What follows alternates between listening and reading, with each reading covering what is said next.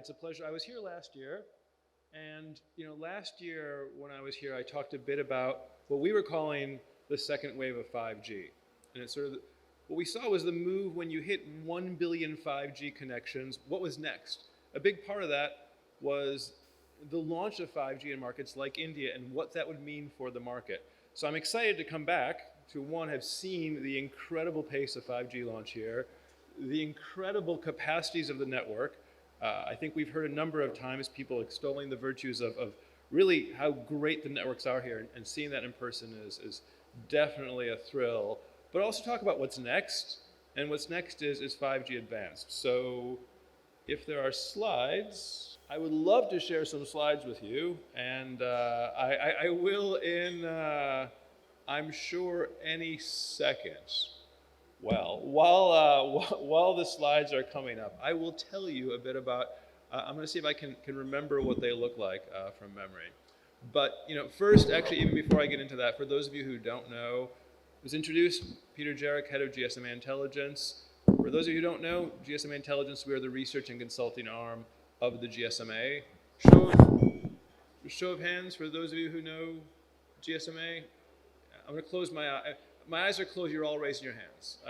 That's exactly every single person out there. So, we are the research and consulting arm, which means it's my job to run a team of analysts who really have the pleasure of looking at the mobile industry, talking about what's going on, and helping the industry succeed. If you're a customer, great. If not, please reach out.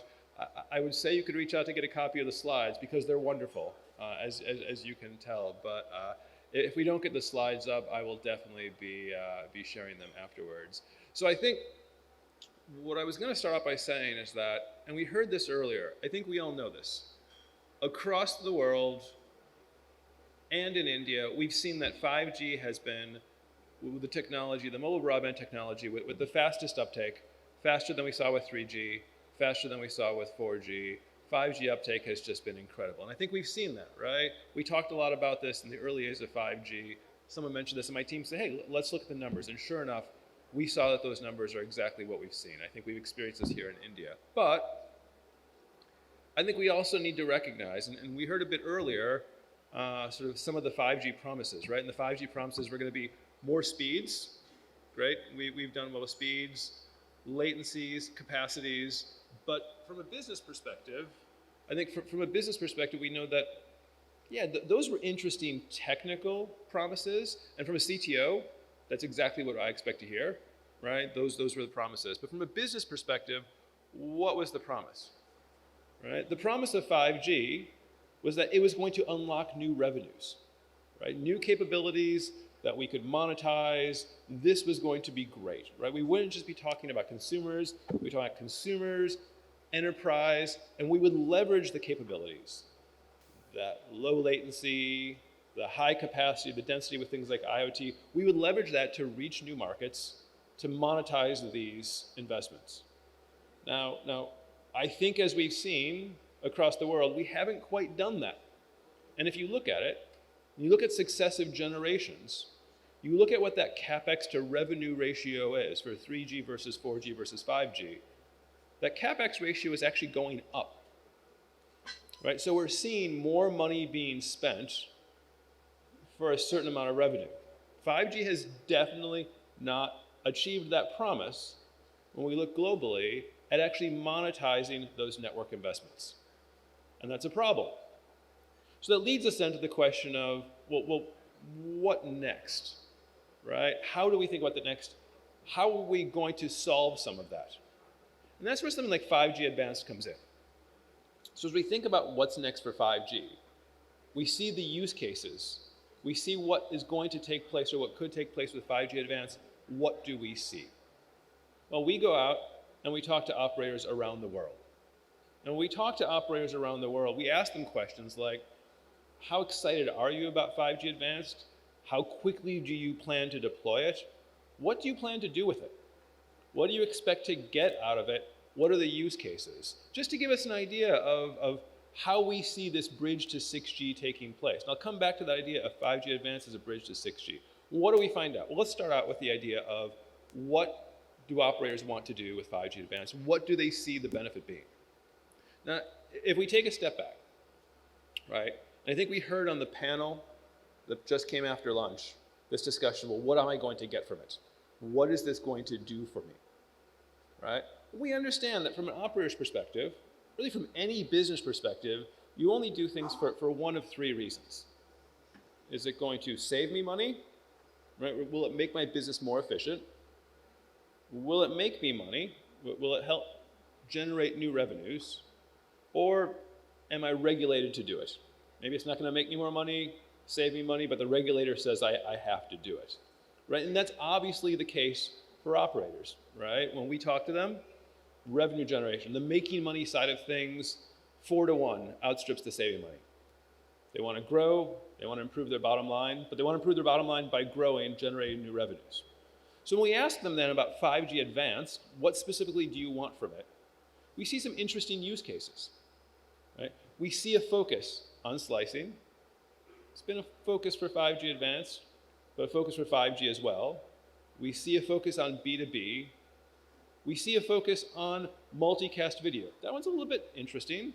Multicast over 5G has been discussed for a while, but seeing how it fits into the 5G Advanced story, it was interesting to see. But more importantly, when we ask about the capabilities, what capabilities do we see? And there we see things like edge networking, like latencies, support for more IoT. We heard a lot about low-cost IoT and RedCap. What does this all add up to? What this adds up to is that when we talk to operators, we see this focus, the original focus of 5G, this idea of supporting B2B, right? Leveraging 5G capabilities to target B2B, that's going to be the focus for 5G Advanced. May we think about this as executing on the original 5G goals. I like to see this as this idea that there's a definite focus on making money. They see the use case, right? Then though we ask a question of how is 5G Advanced linked to key network trends, to key technology trends. And what do we see? We see that when we ask operators, like, how does this fit into your strategy for things like open networks, new suppliers, Open RAN? We see the vast majority of operators see 5G Advanced being a trigger for that. Right, rethinking what you're doing with your networks. Every time you launch a new network technology, it's an opportunity to do things differently. 5G Advanced is no different. It's great to see that. But perhaps more importantly, I'm going to zoom through this now. This was that growth slide that I shared before. This was that CapEx slide. It's like a trip down memory lane. You remember all of this from what I just said before.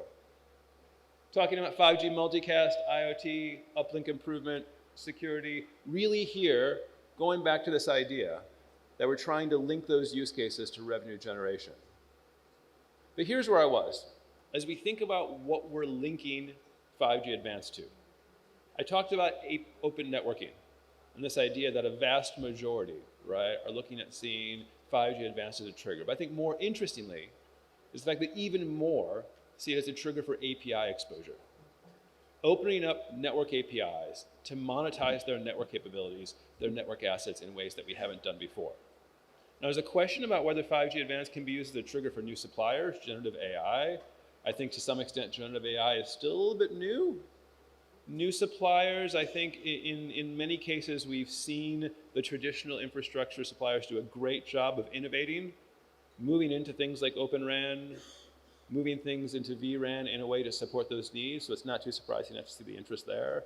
But there's definitely an expectation that 5G Advanced is an opportunity to do things differently.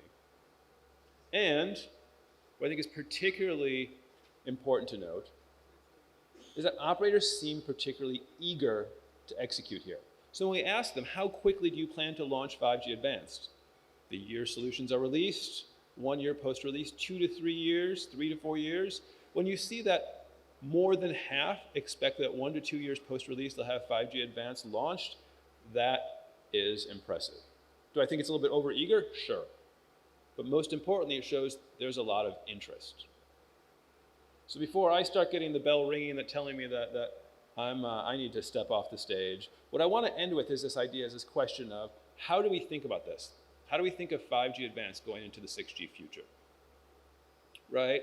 Because what we've seen is that when we talk to operators, we talk to the whole ecosystem and say, do you think 5G R&D, the continuation of 5G R&D, things like 5G Advanced, is going to be used to basically leverage 6G R&D. Are we going to take 6G R&D, improve today's networks? The vast majority of operators think yes. The vast majority of the ecosystem sees that. They understand 5G Advanced will be this bridge to 6G. But the question is, well, how do we address some of these questions? And where can India fit in that, right?